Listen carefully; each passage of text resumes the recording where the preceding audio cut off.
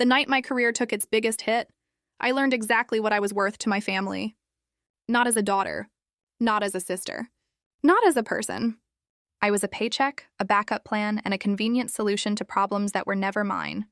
I found that out when I walked through my parents' front door after losing the biggest contract my company had ever landed. And instead of asking if I was okay, my sister wanted to know who would be making her car payment now. My name is Harper Bennett. I was 36 years old, and for most of my life I had been the person everyone depended on. I owned a coastal restoration company that repaired homes damaged by storms and salt water. I had spent years building that business from nothing. Long days, sleepless nights, and more sacrifices than I could count had turned a borrowed truck and a handful of tools into a successful company. That Friday morning, a major resort project collapsed when investors pulled out. In a single phone call, I lost nearly a quarter of my yearly revenue. It hurt, but I knew I could recover. I had rebuilt houses that hurricanes had nearly destroyed. I could rebuild my business too. What I was not prepared for was what waited 3 hours inland at my parents' house. Had been staying there on weekends and helping my family ever since my father suffered a heart attack 18 months earlier. I paid bills they could not afford. I covered insurance. I handled taxes. I even helped my younger sister Madison get a car when her credit was too poor to qualify. Every week I drove back and forth between my real life on the coast and the family that always seemed to need something. When I arrived that evening, extra cars were already parked outside. The moment I stepped into the living room, Madison looked up from her phone. "So it is true," she said. "You lost your job."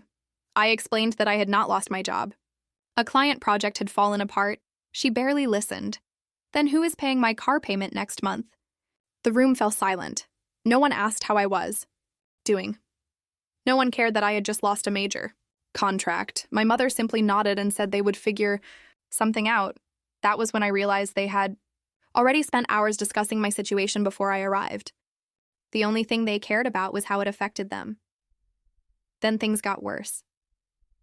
My father walked into my old bedroom carrying a cardboard box. "Your sister and her boyfriend need more space," he said. "They are talking about getting married." I stared at him in disbelief. My mother calmly added that Madison needed the house more than I did. Then, my father started packing my belongings. The same man who taught me how to swing a hammer was folding my shirts into a box while my family watched. Something inside me finally broke.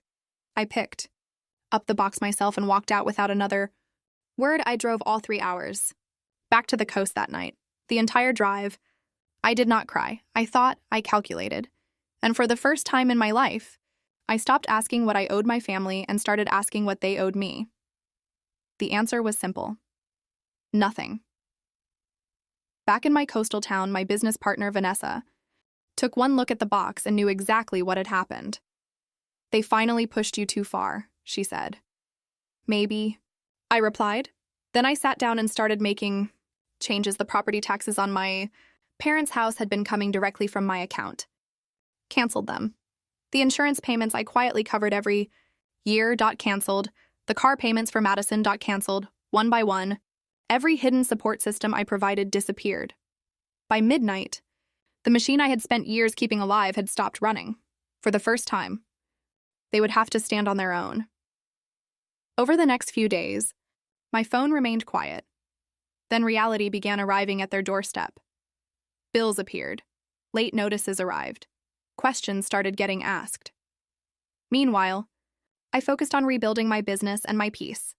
Then my cousin Ethan called. His voice sounded nervous. "Harper," he said.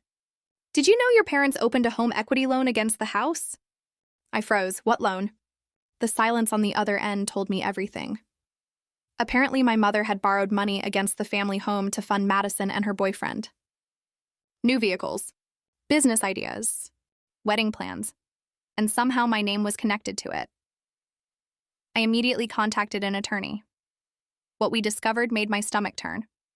My mother had used copies of my information, my income records, and an old signature to place my name on the loan paperwork without my knowledge. I had never signed it, never approved it, never even known it existed. The debt was enormous. If it defaulted, I could be held responsible. The betrayal hit harder than anything else. For years, I had supported them.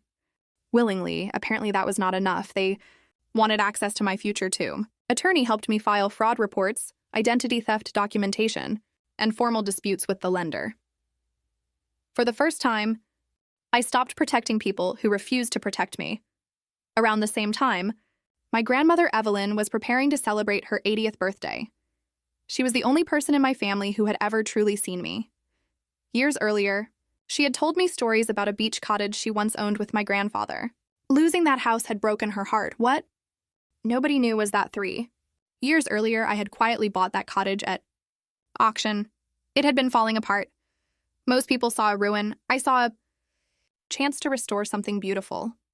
Every spare weekend, I worked on it.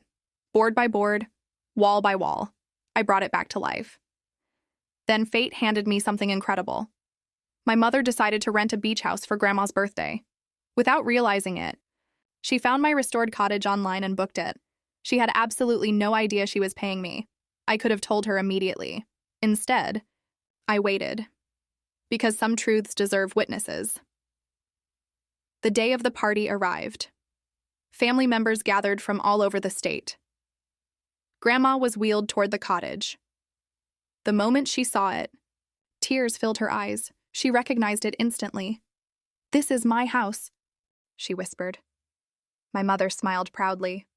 "I found this place for you," she announced loudly. Everyone applauded. She soaked in the attention. She talked about the planning, the arrangements, and how much effort she had put into creating the perfect celebration. Then I stepped forward. "Mom," I said calmly, "you did not rent this house?" The crowd went silent. Her smile disappeared. "What are you talking about?" I looked around at every relative gathered there. "This cottage belongs to me." Confused murmurs spread. Across the lawn, I explained everything. How I purchased it years ago, how I restored it myself, how I spent weekends rebuilding the very home my grandparents had lost. My mother stared at me, as if I had spoken another language. Then came the accusation. "You hid this from us." I nodded. "Just like you hid a loan with my name on it?" The silence that followed was deafening. No one knew what to say. Then I walked over to my grandmother. I handed her a folder.